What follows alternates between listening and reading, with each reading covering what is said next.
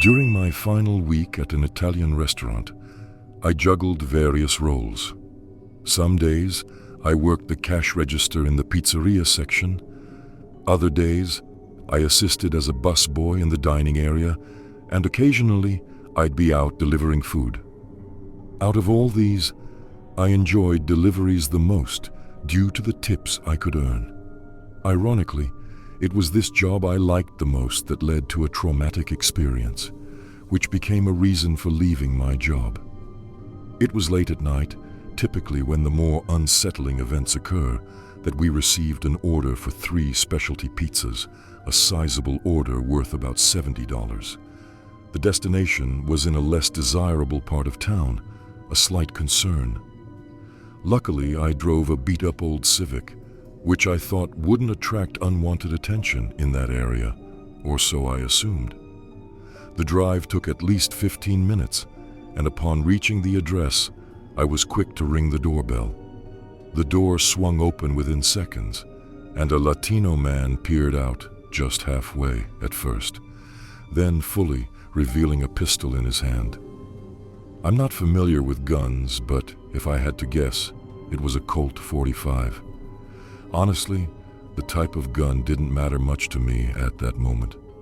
My heart sank at the sight of it, and I realized the gravity of the situation. 2 more men joined him at the door, one grabbing me, while the other kept me at gunpoint. They shouted in Spanish. Then the armed man demanded in broken English, "Give me all of your stuff." Barely able to breathe, let alone speak, I complied, handing over my wallet and phone, a Motorola Razr, which was quite popular back then. One of them even snatched the watch off my wrist, though fortunately it wasn't a costly one. After rifling through my wallet, one of them read out my home address from my ID and me. They said if I told anyone about the robbery, they'd come to that address and harm my family. I nodded, silently pleading for help and my life. They pushed me out, sending me tumbling down the steps to land on my hands and knees, my skin breaking open. The door slammed behind me, and all I was left with were my keys. Too shaken and disturbed, I didn't return to the pizzeria. Instead, I went straight home, my demeanor noticeably quieter and my body trembling. My parents sensed something was amiss, especially after seeing my scuffed shorts and knees. They pressed for answers, and I had to tell them the truth about the armed robbery and the threat against our family. My dad, who had connections in the police department, wasted no time, a close friend there. They immediately conducted a background check on the resident of the house, identified as Rodrigo, who had a history of 4 felony convictions. Despite the robber's threats, my dad leveraged his police contacts to take action. A team of officers surrounded the house, guns ready, and 2 of the 3 men inside were apprehended and charged. The man with the extensive criminal record received a life sentence, while his accomplice with 1 prior conviction got 5 years. The 3rd individual wasn't found, and to my knowledge, he's still at large. Since then, there have been nights when I've been startled awake by sounds outside, like footsteps or the gate swinging. It might be my imagination or paranoia, but concern for my family's safety lingers. Time has passed, and I believe the man who escaped has either left the country or knows better than to return to our town. Nevertheless, the incident remains a haunting memory. When I was 19, I kept working at a local pizza place to help cover the costs of food, gas, and other expenses. The job was a breeze. Take the order, box up the food, bag it, and drive it to the specified address. I had done this routine countless times, and nothing out of the ordinary had ever happened. It was pretty much the same thing, day in and day out. Tips generally ranged from $3 to $5, but sometimes the more generous folks would hand over 10 or more. I remember this one time I had an order that was just a chicken parm hero and a regular slice. Smaller orders like this typically meant smaller tips, but I didn't get to pick my deliveries. I just went where I was told. So, I was on my way to the delivery address, and naturally, the house was at the end of a dead-end street. This block had a more rural vibe than the rest of the neighborhood, with one house sporting an RV on the grass and a small wooded area nearby. The other houses looked like quaint little farmhouses. There was a lot more space here than on the typical street. And then I arrived at the delivery address. The house was small, a bit odd-looking, with a large property. Right next to it was what seemed to be an abandoned house, with tall grass and overgrown shrubs everywhere. It must have been around 6 p.m. It was getting dark, which is usually when people start turning on their indoor lights. But this house was all dark, and I noticed the front door was slightly ajar. As I walked toward it, I heard piano music playing from inside, faint as if it was coming from a few rooms away or behind a closed door.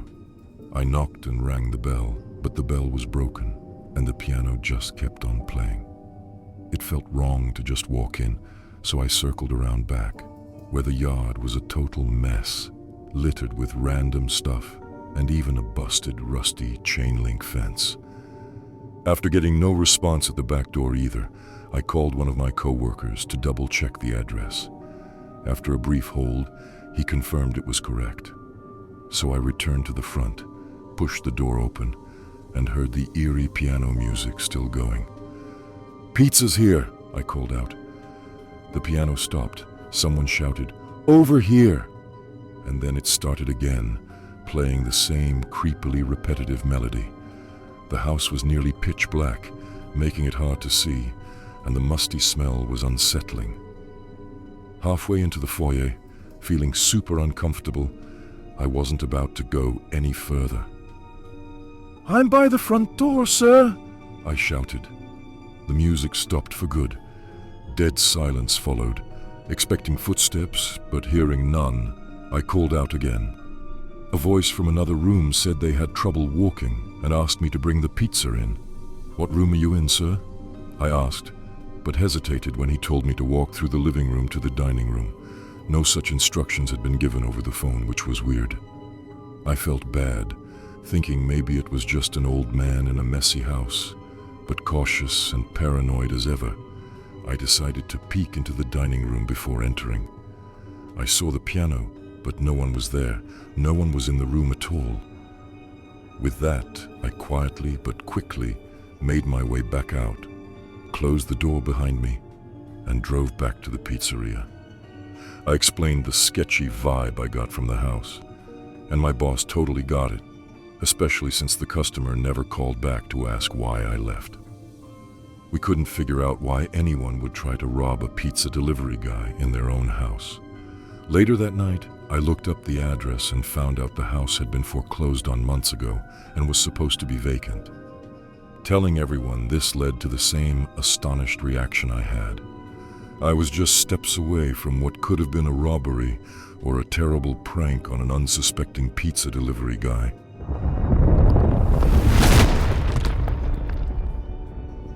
When I was 17, I had this job delivering pizzas for a local spot in town. I'd been at it for a few months, so I'd done a ton of deliveries by then. My ride was this old, cheap Toyota, which was perfect for cruising around delivering pizzas. It was either a Friday or Saturday night, and I was working the late shift, which ended at midnight, open later because of the weekend.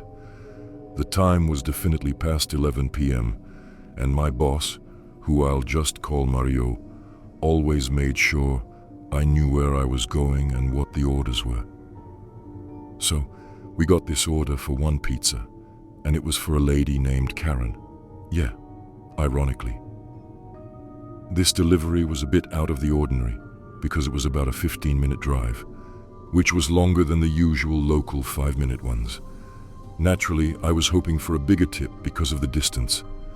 I grabbed the pizza, jumped into my car, and headed out, listening to my usual playlist to pass the time.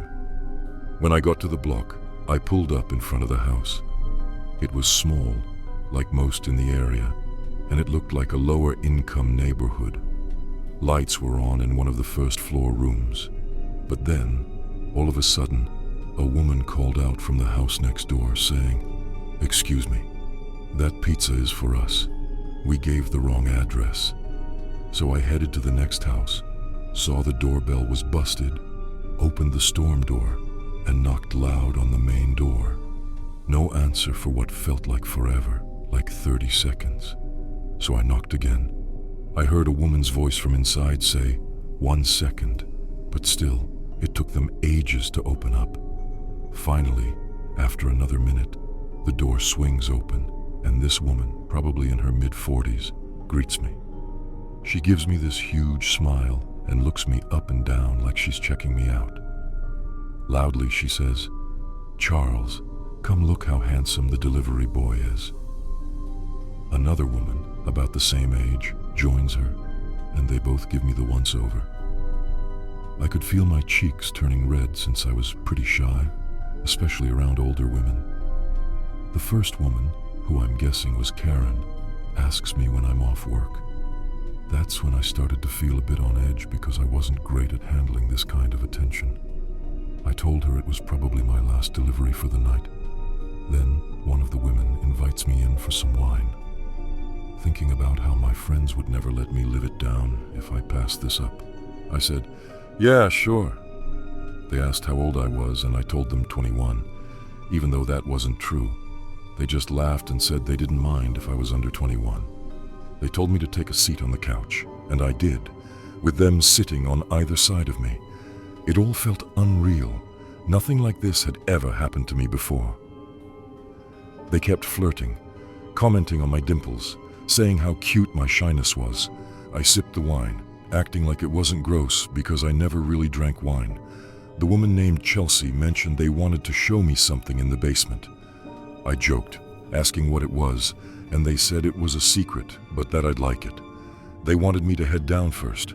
Honestly, I had my own ideas about what might happen in the basement, but it was nothing like what I thought. I got to the basement door, looked down into the dark, and thought I saw something move, like a person's hand or arm.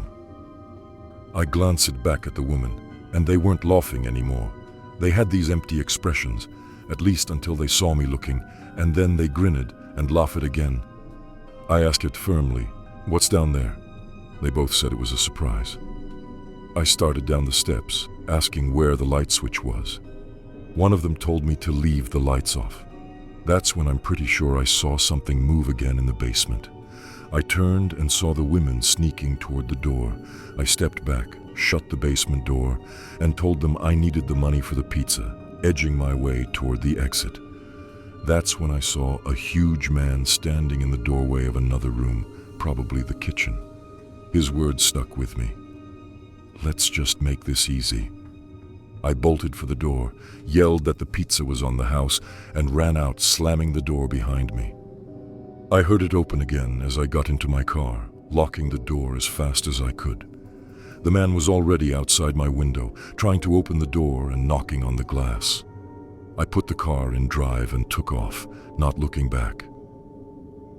Back at work, I told Mario and the crew what went down and why I didn't have the money for the pizza. They couldn't believe it. I called the non-emergency police line to report it, just in case. If anything else got reported at that address, the cops would know there was something sketchy going on.